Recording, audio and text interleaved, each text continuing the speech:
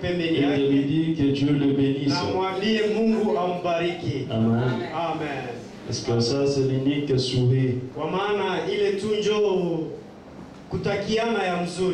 qu'un mortel peut souhaiter à un autre mortel. Amen. Amen. Et aujourd'hui, nous allons développer sur ce petit sujet ou ce grand sujet, mais au milieu de notre petite expérience, pour voir ce qui était arrivé le 28 février 1963.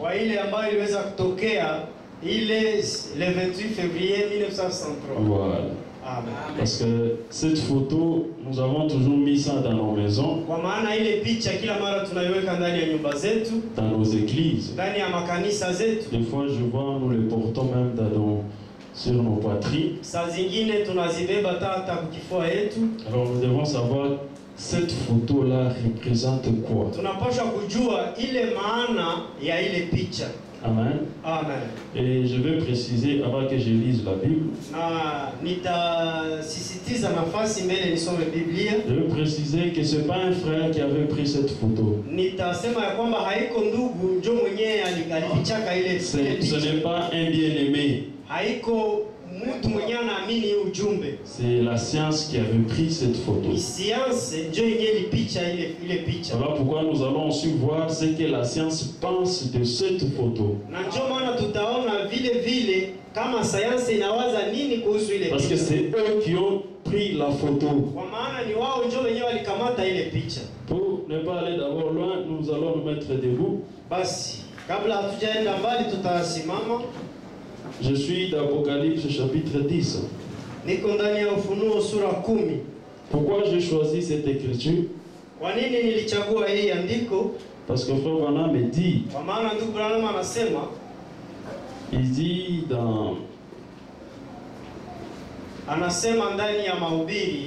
il dit dans la prédication, messieurs, est-ce le signe du temps de l'Avent?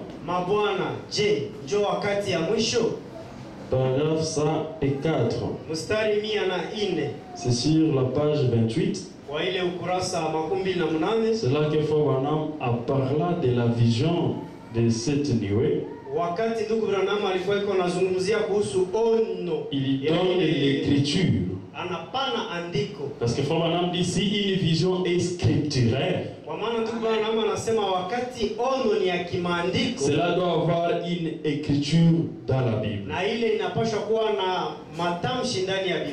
Et comme la vision est scripturaire, parce que la vision de cette nuée, Frère Branham avait eu ça en décembre 1962.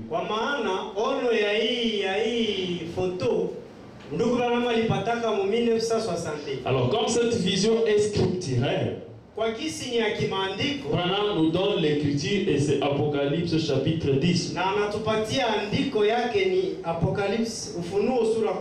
Parce que je vais y aller vraiment terre à terre pour que les gens comprennent. Donc quand nous voyons cette photo, l'écriture dans la Bible c'est Apocalypse chapitre 10. Je prends le premier verset jusqu'à 7. On y va ensemble. Je vis un autre ange puissant qui descendait du ciel enveloppé d'une nuée. Au-dessus de sa tête était l'arc-en-ciel. Son visage était comme le soleil. Ses pieds comme des colonnes de feu. Il tenait dans sa main un petit livre ouvert. Il posa son pied droit sur la main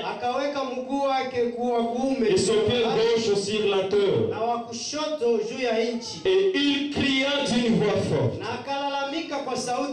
comme rugit un lion. Quand il cria,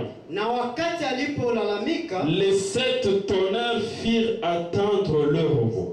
zile ngurumo saba zikatoa sauti zao. Et quand les 7 tonnerres firent entendre leur voix, Na wakati ngurumo saba ziliposikilika, moi Jean, j'allais écrire. mimi Yohana nilikuwa tayari kuandika. J'attendis du ciel une voix qui disait, Na nikasikia sauti kitoka mbingu ikisema, celle ce conduit les 7 tonnerres. yatie maneno haya yale ambayo imesemwa na ile ngurumo, Et ne l'écris pas. uitie muhuri na usiandike. Et l'ange que je voyais debout sur la mer et sur la terre, Na yule malaika ambaye nilimuona akiwa juu ya nchi na juu ya bahari, leva sa main droite vers le ciel. akanyanyua mkono wake wa kuume juu, Et jura par celui qui vit au siècle des siècles, na akaapa kwa yule aliye hai milele na qui a milele, créé le ciel et les choses qui y sont, yeye aliyeumba mbingu na vyote la vilivyomo, terre et les choses qui y sont, na nchi na vyote vilivyomo, la mer et les choses qui y sont, na bahari na vyote vilivyomo, qu'il n'y aurait plus le temps. ya kwamba hakutakuweko na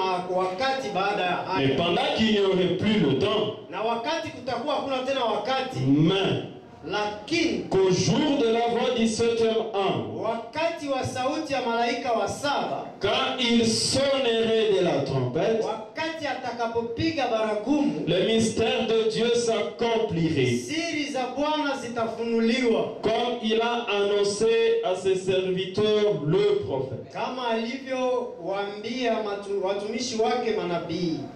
Matthieu chapitre 17. Mathayo 17. 6 jours après, Siku sita baadaye, 6 âges de l'église après. siku sita ya kanisa Bon, laisse-moi baadaye, lire l'écriture. 6 jours après, siku sita baadaye, Jésus prit avec lui Pierre, Jacques et Jean, Yesu akatoa Petro, Yakobo na Yohana son frère, ndugu yake, et il les conduisit à l'écart sur une haute montagne. akawaleta juu ya mlima mrefu, Il fut transfiguré devant eux. akageuzwa mbele yao, Son visage resplendit comme le soleil. uso wake ukangaa kama jua, Ses vêtements devinrent blancs comme la lumière. na mavazi yake yakawa meupe kama Et nuru. voici Moïse et Élie leur apparurent, Na tazama, Musa na Eliya wakamtokea, s'entretenant avec lui. wakizungumza naye. Pierre prenant la parole dit à Jésus, Petro akakamata neno na kusema, Seigneur, il est bon que nous soyons ici. Mabwana, inatupasha tuwe hapa. Si tu le veux, Kama ukitaka, je dresserai ici 3 tentes. nitajenga hapa vibanda vitatu, Une pour toi, kimoja chako une pour Moïse na kimoja cha et Musa une pour Élie. na kimoja cha Eliya. Comme il parlait encore, Alipokuwa katikati yao akisema, une nuée lumineuse le couvrit. tazama, wingu nyeupe likatua na Et voici une voix fit entendre de la nuée ces paroles. na tazama, kutoka ile wingu mkasikilika sauti ikisema, Celui-ci est mon fils bien-aimé, huyu ni mwana wangu à qui j'ai mis toute mon affection. mpendwa wangu ninayependezwa naye, Écoutez-les. na mumsikilize. Lorsqu'ils attendirent cette voix, Na wale wanafunzi waliposikia les sauti, disciples tombèrent sur leur face wanafunzi wakaanguka kwa miguu et yake furent saisis d'une grande frayeur. na wakaogopeshwa. Et Jésus s'approcha, les touchant et dit, Lakini Yesu akaja akawagusa na akisema, levez-vous, n'ayez pas peur. inukeni wala msiogope. Ils levèrent les yeux et ne virent que Jésus seul. Na wakainua macho yao wakaona ni Yesu peke yake. Que le Seigneur ajoute les bénédictions en sa parole. Bwana aongeze baraka kwa neno lake, Vous pouvez vous asseoir. na unaweza kuketi. Cette nuée de gloire, Hii wingu ya utukufu ou cette photo, ama hii picha, cela avait apparu dans le ciel de Flagstaff. hii ilionekana ndani ya wingu kule muhewa ya Flagstaff. C'était le 28 février 1963. Ilikuwa siku 28 mwezi wa pili mwaka 63. Je crois un certain jeudi. Ilikuwa siku ya ine ninawaza. Quand ce nuage a apparu dans les cieux, Wakati hii wingu ilionekana muhewa, nous allons voir avec Frère Branham tutaona pamoja na ndugu Branham que ce nuage ya kwamba hii wingu venait déjà de rencontrer Frère Branham. ilikuwa imetoka kukutanana na ndugu Branham. Branham a eu l'entretien avec ces anges. Branham alikuwa amezungumza na malaika. Parce que ces nuages se formaient par 7 anges. Kwa maana hii wingu inaundwa na malaika 7. C'est 7 anges ni wale malaika 7 qui formaient ces nuages. ndio wenyewe wanaunda hii wingu. Frère Branham explique qu'il y avait 3 de chaque côté. Ndugu Branham anaeleza kwamba kulikuwa watatu ngambo na ngambo. Un était au-dessus. Na mmoja alikuwa. C'est eux qui formaient ces nuages. Hao ndio wenyewe waliweza kuunda. Et ces anges, na wale malaika, ils sont venus pour Branham. Walikuja wiko na mjia Branham. Ils ont apporté le message à Branham. Walikuwa wiko naletea ujumbe Branham. Et quand ils ont apporté leur message, na wakati walipompatia ujumbe yao, parce que Frère Branham dit ange veut dire messager. Kwa maana ndugu Branham anasema ya kwamba malaika maana yake ni mjumbe. Donc ces anges avaient un message qu'ils apportaient à Branham. Hawa malaika walikuwa na ujumbe yenyewe walikuwa wakimletea ndugu Et Branham. quand ils ont, nous allons voir cela. Tutaiona. Je suis en train d'introduire. Niko natia tu kitu. Et quand ils ont apporté ces messages, na walipoleta ile ujumbe, ils sont partis. Wakaenda. Et quand ils se sont levés, na wakati walikuwa wiko wanapanda, c'est là que les observateurs à Tucson, na wale watu wa kuchunguza kule, les observateurs scientifiques, wale wa uchunguzi wa kitafiti ya ils ont vu les anges en train de partir. Wakaona malaika wiko wanapanda. Et ils ont pris des photos. Na wakapicha ile malaika. Ils ont pris des photos de différentes localités à Tucson. Wakakamata ile mapicha wa nafasi mbalimbali. Ils étaient à Flagstaff. Walikuwa Flagstaff. Je ne sais pas si je prononce bien ce terme. Sijui kama minaisema mzuri ile. Ils étaient là, ils ont capturé l'image qui était dans le ciel. Wakati walikuwa pale wakakamata ile picha yenyewe ilikuwa kule muhewa. Ils ont pris plusieurs photos de cette nuit. Wakakamata picha za mingi ya hii wingu. Donc il n'y avait pas que cette photo, il y en avait plusieurs. Hakukuwa tu hii picha lakini zilikuwa za mingi. Cette photo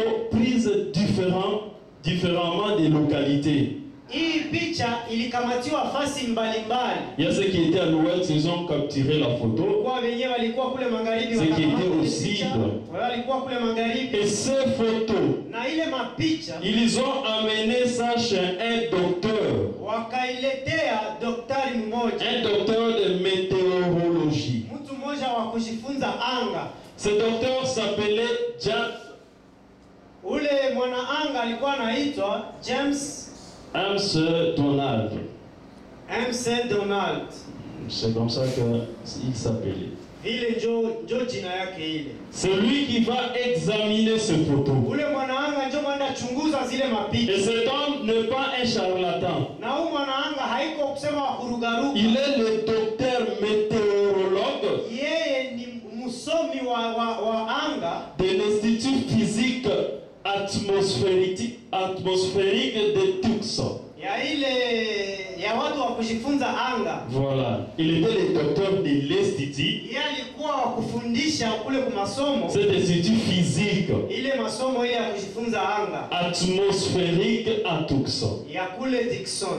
Lui qui était chargé de cette institution. Yeye ndio mwenyewe alikuwa anasimamia ile. Là où on faisait de physique. Wale wenyewe walikuwa nasoma physique. Physique pas comme sport. Hapana physique kama vile ya mais physique dans le sens de chimie avec trop de calculs. Maka wanaisoma sawa vile.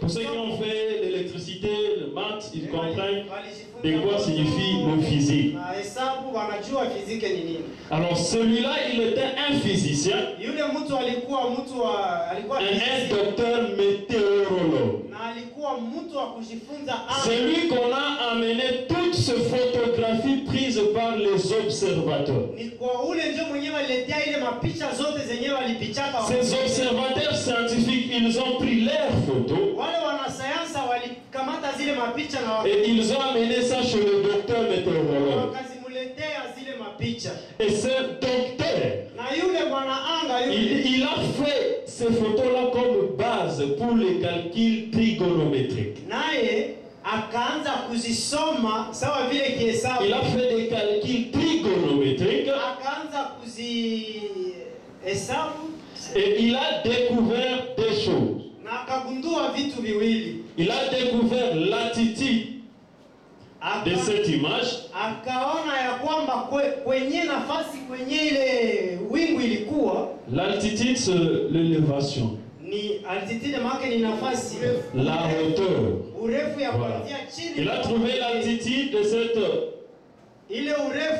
photo, il dit c'était de 26 miles. Ilikuwa ya donc 42 km.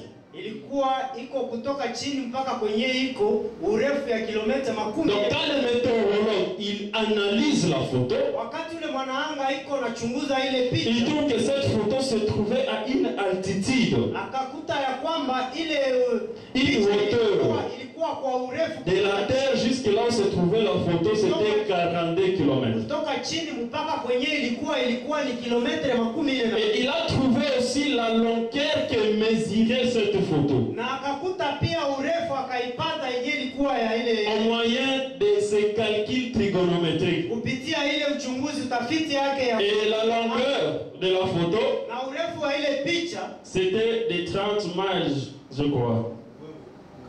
Qui est 48 km. Ilikuwa kilomita makumi 48. Mais écoutez ce que le docteur va déclarer sur cette. Basi tusikie ule mwanaanga Kenyatta asema kuhusu ile picha. Il dit il y avait aucun avion. Anasema hakuna hata ndege ama avion qui était ce jour-là, qui avait fait son vol ce jour-là. Kwa ile siku yenyewe iliruka aux environs de là où la photo a apparu. Mpaka kwa ile 42 km kwenye ilikuwa. Aux environs de là où la nuée est apparue. Mpaka kwenye ile wingu ilionekana. Il y avait aucun avion. Kulikuwa hakuna hata ndege. Pour dire on ne pouvait pas dire c'était la fumée produite par l'avion. Ndio kusema ilikuwa ni maana ilikuwa moshi yenyewe ilikuwa haikuwa moshi. Le